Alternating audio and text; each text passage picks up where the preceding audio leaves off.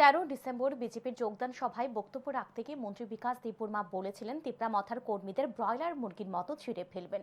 অভিযোগ, মন্ত্রী বিকাশ দেববর্মার এই বক্তব্যের 48 ঘন্টার মধ্যে তিপ্রামথার সমর্থক শঙ্কর দেববর্মার উপর প্রাণঘাতী হামলা করে দুষ্কৃতিকারীরা। আহত শঙ্কর দেববর্মা বর্তমানে জিবি হাসপাতালে চিকিৎসাধীন।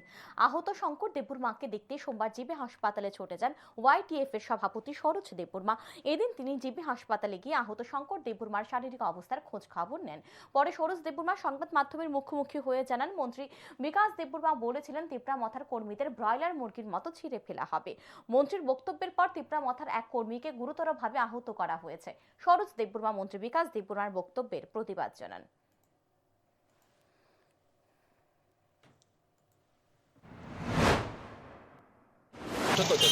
একজন মেয়র মন্ত্রী একটা ভারতের সংবিধানের একটা মানে শপথ গ্রহণ নিয়েছি, তাদের এই যে মুখের এই স্বভাবটা আমরা দেখেছি কেমন মন্ত্রী, একজন 10 পাস মন্ত্রী আমরা দেখেছি এই সোসাইটিতে।